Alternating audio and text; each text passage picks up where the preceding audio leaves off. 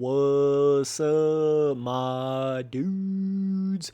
Monster Energy Supercross official video game versus Monster Energy Supercross 2 video game. So, yeah, I wanted to come in here and make this because I think it's cool to go in here and directly compare the first one to the second one. There's a lot of things that you can really look at that have changed. Some things have stayed the same, but I think it'll be a really good video for certain people to understand the differences and just kind of see, what's going on with both the games. So right off the bat, the biggest difference I can say is, whoops, got the ghost mode. Let me turn that off right quick. Sorry about that. Little right bumper ghost mode. Okay, no ghost mode. All right, here we go, boys. Sorry about that. So the biggest difference you can tell right away once you get into the Supercross 2 game is this has way slower of a pace to it. There was something with the first Supercross game where it just had a fast feeling to it, like how fast the actual the movement of everything was going past you in the game. So just how fast the screen movement was in the game was at least twice as fast as it is in this Supercross 2 game. So that's something to keep in mind right there. I mean, it's a totally different game in that sense, really. This is way closer to MXGP Pro's actual, how fast everything's moving to you on the screen. But on the first official Monster Energy Supercross game, they pumped that puppy up way high. I don't know why they did that. That was one of the fastest feeling motocross Supercross games I'd ever felt in my life. And not fast in the sense of how fast you were actually going on the bike, but just fast in the sense of how fast it looked like everything was coming to you on the screen. It was almost so fast in the first Supercross game to where it would make you a little bit nauseous. It just kind of gave you this, you were just absolutely light speed mode all the time, even when you really weren't going that fast. It just kind of gave you a little bit of a weird feeling, but that has been definitely totally changed for the Supercross 2 game. So that's one of the biggest differences right there that you can tell, is just simply the entire speed of the screen coming towards you. Some people are going to like the first game better. Some people are going to like the second game better on that. Personally, I think for the third game, I think it'd be cool if they found a mixture between the two as far as how fast the screen's coming to you. I think that'd be pretty cool. I think the second game might be ever so slightly too slow feeling, movement wise, but it's still cool though. It's still definitely playable, still definitely good in that sense, but you can certainly feel like you're literally moving at a snail's pace at certain times in the second game. So I just think it'd be cool to see a mixture between the two, the first and the second game for the third game. That'd be interesting in my own opinion. So another one of the massive differences, and just letting you guys know, when you're actually watching this gameplay, you should be able to see the big difference between the actual speed the screen is coming to you. So I'm hoping you guys will be able to see that difference there. But I'm going to try to go back and forth between some gameplay in the first game, then gameplay in the second game. Try to keep it on the same bike, same rider, all that kind of stuff. So same track, right? So another big difference from the first and the second game is just simply, and it's interesting coming back to the first game after playing the second game, right? I think a lot of you guys should do that just to kind of see the differences. But so one massive thing differently is pretty much every sort of jump in the first game, at least the majority of them, have a lot just more simplistic of a feel to them overall. It's just the entire way that you go through rhythm sections, the jumping, the main triples, everything about that, everything's just more simplistic in the first game. The tracks have way smoother of a feeling in the first game than they do in the second game, right? So you feel more like you're just on this perfectly prepped track that's super smooth. There's not a whole lot of actual changing terrain, as far as that goes, or up the jump faces or anything like that. Everything's super, super smooth feeling, and everything's a little bit, I feel like the jumps are a little bit, for the most part, some of them feel like they're just smoother, rounded off jump faces, closer together, smaller jump faces, so it doesn't pop you as high. This is all just averages, right? I know there's certain tracks that have bigger jumps, smaller jumps in both of these games, but I'm just saying, just in a general overall basis, Basically, the Supercross 2, everything's more peaked out. Everything's got more of, you got to be more precise with your landing, whereas the first official Monster Energy Supercross game, you can just kind of blindly hit shit more.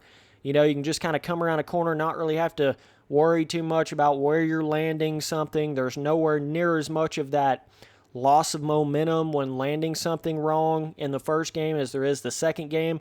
Oh, and by the way, in the first game, there really is no pop-off system. I mean, you can over-jump something, under-jump something, just about as bad as you can possibly imagine, and you're not really ever actually going to pop off the bike. This was one of my biggest complaints with the first game, and that's what's totally different now with the second Supercross game is the fact that you will actually pop off the bike. If you come up short on a main triple, if you super over jump something, like if I come up short just about as bad as I possibly can on that triple, literally like I just landed on a cloud, like nothing even happened. So it gives it such a boring feeling in the first game, I feel like, when there's no chance of crashing off of a jump. It feels like you come around a corner and just hold it wide open. It's just kind of like a whatever happens, happens kind of thing in the first game. But the second game, you actually have to think more. You actually have to think about, okay, if I don't rail this corner perfectly to be able to hit this next rhythm jump triple in or main triple or whatever it is, if I come up short, I'm going to pop off the bike and I'm going to lose a lot of time in this race. So there's actually like a risk versus reward system to the second game that the first game didn't have at all. It's just got way smoother, simplistic jumps, rhythms. Everything about it is more simplistic. The finish line jumps in general are way bigger in the second game. The main triples, there's some of them that are like no joke. Second game, dude. Oh my gosh. I mean, they're like bad to the bone, dog. You got to be freaking on it out of the corner. And if you go up the inside, you're not going to be able to hit it, period. Whereas these triples are just so much more lackluster, just mellowed out. Everything's rounded out, mellowed out. Whereas the second game, and I don't think it's just that the jumps are like harder or bigger in the second game is the reason why you're popping off more. That's not why. Even though they are a little bit more skill gappy, a little bit more peaked out, a little bit more difficult, a little bit bigger, they are that, but that's not why you're popping off more. They've literally added a whole new pop-off system into the second game that wasn't in the first game at all.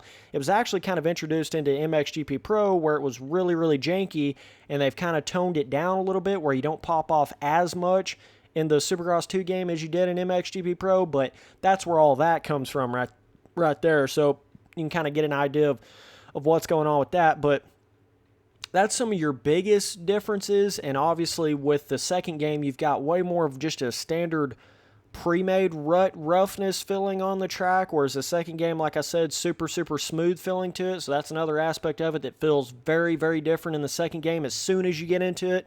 I mean, that's some of the first things that you notice when you get into the second game, how much slower of a feeling it has on it, just speed-wise, and how much rougher the tracks feel. You know, it's more of a slow-paced, rough, really got to time your jumps out. The Supercross tracks, they feel slightly more cramped down in the second game, even though there are, I think the round two's got a little bit of a more wide open style feeling, but just in general, the tracks have a tighter feeling to them. So I think that's cool on some tracks, but it would be cool, and this is going to sound kind of crazy, but for the Supercross 3 game, I think it would be cool to see basically like a combination of Supercross 2 and the first Supercross game kind of combined together a little bit more, right? So, but not in the sense of jump difficulty. I think they've got that way better in the second game than it was in the first game, right? But it just as far as like maybe if they pick the screen speed up ever so slightly in the from the second game, right? A little bit closer to like it was in the first game, but not quite as far as this. Obviously, with the whip systems, they need to take way more of how it was in the first game. Some of you guys that are defending the way the whips are in the second Supercross game, come back to the first game, dude. See how much better, how much more fluent you come off of the jump phase, how much quicker the whip animation is, how much quicker you can bring it back around. Like, just go back to the first game and you will realize they have literally taken 2 steps backwards with the whips on Supercross 2, man. Like, without a doubt, there's not even a question about it. Like, I don't even see how that's even an argument. I don't get it. I don't even see how some of you guys are even making that argument. I mean, I shit you not. There are literally people commenting on my videos saying that the whips in Supercross 2, there's nothing really wrong with them. they're actually not that bad. They like them better than they did the whips in the first game. I actually have people commenting that. Oh my god. Some people just literally have no clue. They just have no clue, man. When it's so bad that you can go back and look at the first game of a an actual series of games, and it's twice as good as it is in the second game, or even more than that, that's when it's not even like an argument. I don't even know how it's an argument of people defending the whips in Supercross 2. Makes no sense to me at all. Like, I literally don't even know how they're doing that. And I know there's a lot of trolls on YouTube. I know there is, so 90% of that shit's probably just troll action. Like, I get it, but at the same time, don't even let them fucking words come out of your mouth, boy. Like, damn. Like, there is no way that the whips in this are even remotely close to how good they are in the first Supercross game. No, it's not even close. It is not even close. So, either way, I wanted to get in on a mud Daytona race, and then we'll go to a mud Daytona race on the first game, kind of compare the two. But, yeah, so that's some of your biggest differences. The whips are going to feel totally different. The tracks, as far as on-track, skill gap, that kind of thing feels way different. Speed on the screen feels way different. That's a lot of your main differences right there. Pretty much everything else is very, very similar. Just the overall way the bike looks and feels, leaning-wise, all that's very similar. A lot of the UI stuff, it is changed in the second game, but it also still has a very, very similar feel. Like, just the overall everything that you do in the game, as far as like going in there and starting a race and picking your setup, just the way you go through those menus and stuff is pretty much identical to the first game, which is pretty expected, but it just kind of has a slight little different UI kind of change to it, as far as like coloration and kind of placement of stuff, and as far as like the mud mode, very, very similar to the first game. I mean, pretty much identical as far as the way it feels and everything. I don't think they've really made any improvements to the mud mode in Supercross 2 versus where it was in Supercross 1, which I think it was pretty good in Supercross the first game. So, but I'm just saying, like, if you're comparing the two, it's really not different. It's not like the mud's more slick on the second game than it was the first game, or you've got this whole different kind of graphical look to it. It's really not like that. Very, very similar mud modes, man. Just high friction based, you're just going to go slower on the mud. That's pretty much the only difference. So if you're on a 450, it's going to make it feel like you're on a 250 in the mud, right? So it just kind of cuts down your power a little bit, and that's pretty much it. That's about all there is to it. But there's some slight differences within the actual on-screen UI, like what gear you're in, right? And the actual, obviously. Oh, God. There's the little pop-off right there that you can get in the second game that you literally never get in the first game. But you have the whole, tack RPM things a little bit different in the second game than it was the first game. So there is a lot of stuff carried over, but I was really happy to see at least the on-track skill gap improved substantially with the second game. It does wonders for it when there's just having the ability to potentially fall off, right? Whereas the first game, it was impossible. You wouldn't fall off the bike. No matter how you hit something, no matter how you come up short on something, you would not just pop off of the bike, ever. So I can't even explain the difference, the way that feels when it's like that. It just makes the game twice as boring when there's no risk to coming up short or hitting something wrong. So at least the Supercross 2 game has that side of it, and it just makes you want to come back and play it more because there's actually more of a skill to it now. It's like, okay, I really have to learn these rhythms, I really have to learn these sections and how to hit these big triples and all this little stuff that you learn. It means more. It's got more weight behind it. It's got more value in the second game than it had in the first game. So if you're more of a skill gappy guy, I would certainly say, Supercross 2 is going to be more of your game in that sense. I mean, I'm not going to lie to you. I was certainly expecting more out of the Daytona of the second game. I mean, you could just see automatically how much better the Daytona is on the first one than it was the second one. just in overall, just general track like look, not necessarily the on track, right? Like the skill gap of the on track or whatever. I think that's the one track that you can really directly compare that's way better in the first game than it is the second one. But as far as all the other tracks, I think they are a lot better in the second game. I know that can be kind of hard to see at times. If you just look at the Daytona, you're gonna be like, "What the hell is this Supercross 2 game?" That Daytona looks like shit compared to compared to the first one. But I don't know if it was the layout, if it was the I feel like the actual stand area over there looks better in the first one than it did the second one and stuff. But you can see how similar the rain mode is. The way the rain actually collects on the screen, I think it might do just slightly more in the second game than it did the first one. It collects just a little bit more here than it did on the first one, and the way the mud flies up from the dudes in front of you, I think that's, or even your own bike too, I think it can happen, but I don't know if that actually flies up to the screen. It may only be for people in front of you, but I think that's slightly more of an actual, like, visually impairing effect in the second game than it is the first one. Like, I think they try to actually increase that a little bit, so it's like really gives you more of that mud mode feeling, like kind of hard to see where you're going. I think it's got a bit more of that feeling in the second game than it does here in the first one, but that's some of your biggest, like, actually gameplay changing stuff in it. But as far as the leaning, feeling on the bike, that type of stuff, it is very, very similar, first game to second game. So, but when it comes to like all of your, customization, track editor, all that kind of stuff, it's pretty much identical. I mean, yeah, there are some little new customization options and new track customization pieces and stuff like that, but in all reality, all that stuff is very, very similar. Like, damn near copy and paste level similar. You get what I'm saying? They basically just went in there and changed the way it looks, like UI, main menu, like where stuff is and stuff like that. But as far as like what it is and what you're doing with it, it's pretty much exactly the same as it was in the first game.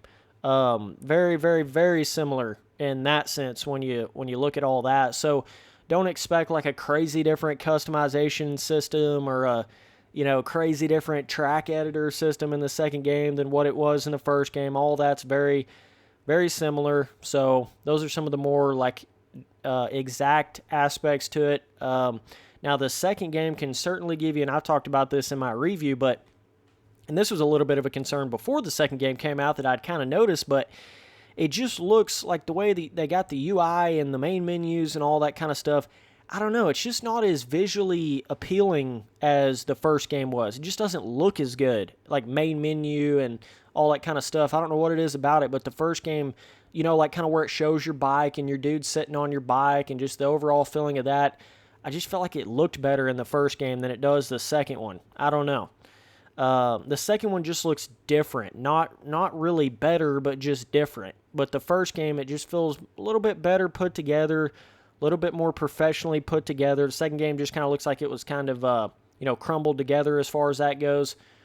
Just kind of crammed together and put together something different. Like they just tried to go in there and make it look different than the first game, even though there's a lot of things that are damn near the exact same. They just tried to kind of, hey guys, let's change this UI, let's change this tack, rider tack, let's change the mini map, all this little stuff, just a little bit so that it doesn't look exact. But in all reality, I think it turned out to look a little bit worse than it does in the first game. So as far as overall graphics, I mean, they are very similar in that sense too.